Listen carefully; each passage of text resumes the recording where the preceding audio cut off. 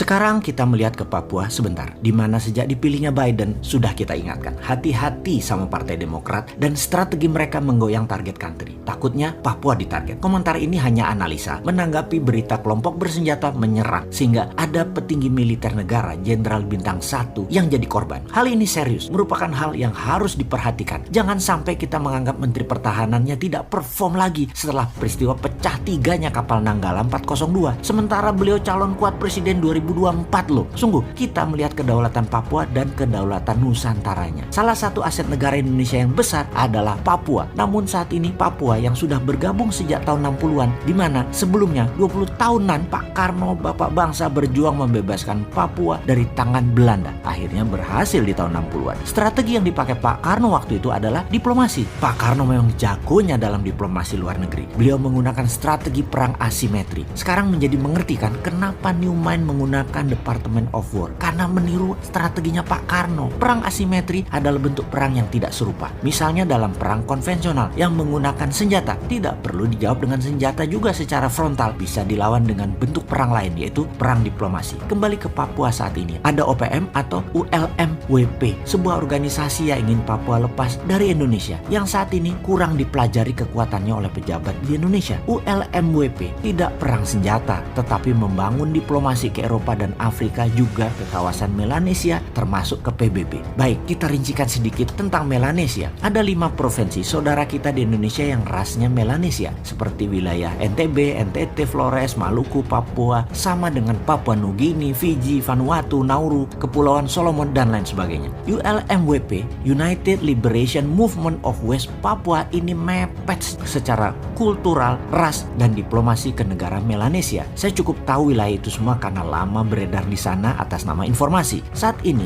menjadi pejuangnya adalah Dubes Indonesia untuk New Zealand. Berat tugas dia. Berat memang melawan perang asimetrik di Papua itu. Perlu keseriusan pemerintah pusat juga. Kita melihat kelemahan bernegara yang terus jadi pelajaran dan jangan terulang lagi. Misalnya dalam kasus Sipadan Ligitan, pulau yang diambil Malaysia. Malaysia itu tidak pakai senjata. Malaysia pakai kerja 20 tahunan. Malaysia melobi Mahkamah Internasional, melobi PBB, dan meletakkan tradisional fisherman Malaysia terus beredar di sana, sehingga uang, currency, radio, dan penduduknya hanya kenal Malaysia. Ketika waktunya tepat, Malaysia klaim Sipadan Ligitan.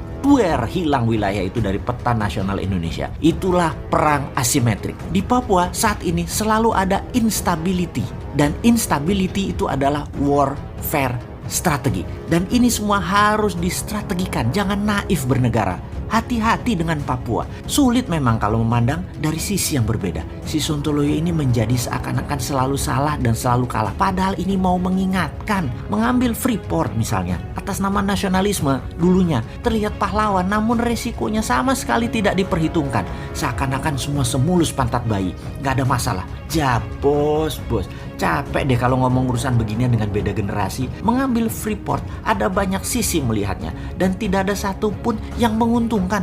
Membeli 51% saham pakai dana 70 triliun, sementara untungnya Freeport kecil banget, hanya 200 jutaan dolar atau 3 triliun per tahunnya. Kalau punya 51% itu hanya 1,6 triliun. Dari sisi dagang aja balik modalnya 50 tahun.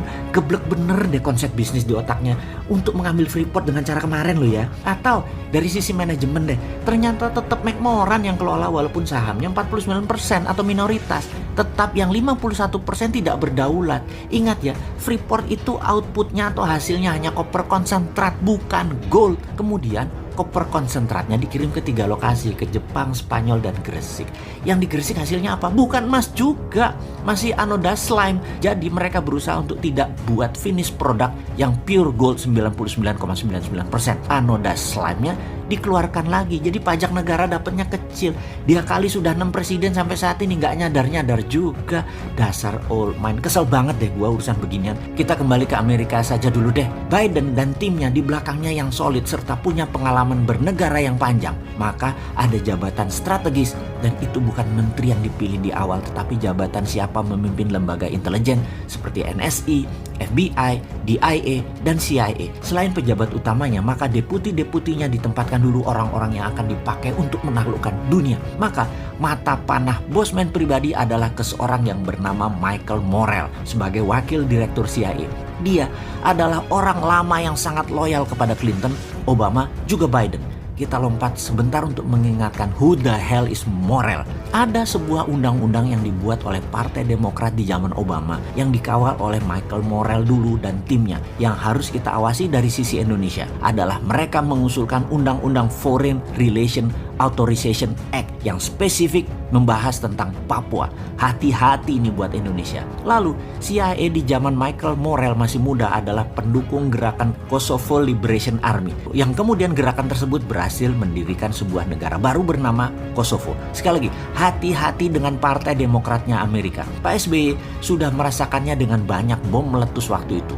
Obama presidennya dari Demokrat. Soekarno sudah merasakan dengan dilengserkannya dirinya. Presidennya adalah LBJ, Lyndon B. Johnson dari Partai Demokrat juga. Soeharto sudah merasakan serangan economic hitman di zaman Clinton waktu itu. Habibie sudah merasakannya juga di zaman Clinton presidennya dari Partai Demokrat hingga lepas Timur Timur.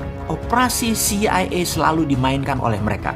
Gerakan insurgensi adalah ciri Partai Demokrat menyerang luar negeri. Kalau Partai Republik perangnya di permukaan. Kalau Partai Demokrat warfare-nya pakai CIA operation dan shadow. Saya jadi takut urusan Papua. Itu saja. Kalau sama Trump, saya nggak takut Indonesia bakal belah karena bukan target Trump. Trump musuhnya Tiongkok dalam dagang. Dan ideologi demokrasi Amerika versus komunisme itu juga dengan Tiongkok. Namun dengan Partai Demokrat, beda game plan mereka. Kita buka strategi Madam Secretary Hillary Clinton waktu itu yang terkenal dengan nama pivot to Asia. Yang diincar apa? Menengok ke Asia itu adalah ambil sumber daya alamnya. Front Timur Tengah untuk energi, minyak, dan gas bumi. Di Asia Tenggara untuk sumber daya alam mineral seperti untuk baterai dan lain sebagainya. Maka apa yang Tiongkok lakukan di Indonesia mengambil SDA sumber daya alam akan diikuti oleh Amerika. Bedanya Tiongkok pakai soft power, bayar pejabat, ubah kebijakan. Kalau Amerika pakai instrumen militer, pakai nakut-nakuti, pakai teroris. Sewaktu di zaman Trump, ground floor-nya di negara masing-masing, yaitu Tiongkok dan Amerika dengan perang dagang. Zaman Biden yang diperebutkan adalah sumber daya alam yang ground floor-nya di negara penghasil. Perangnya kalau minyak gas bumi, ya dar-der-dornya di Timur Tengah. Maka sumber daya alam mineral non-fosil, jangan-jangan dar-der-dornya di Indonesia. Jadi wahai pejabat, jangan sampai 100 bom jadi meleduk di mana-mana di Indonesia ke depannya ya. Ini semua harus distrategikan. Ini harus dibuat counter insurgensinya. Cara tekan Indonesia nanti bisa dipraktekkan lagi, yaitu Papua dan GAM akan dimainkan lagi oleh Amerika. Ini cara klasik Partai Demokrat. Sehubungan dengan hal ini, sengaja kita buka ke publik informasi seperti ini agar bernegara kita melihat dari sisi lain, sisi ancaman. Jadi wahai pejabat, pastikan kebijakan Anda menguntungkan rakyat dan membuat negara utuh selalu. Hati-hati dengan shadow-nya Biden Partai Demokrat. Kalau nggak paham bernegara, ya lempar saja handuk putih, nyerah aja. Generasi Newman siap menggantikan kapanpun, nggak perlu 2024.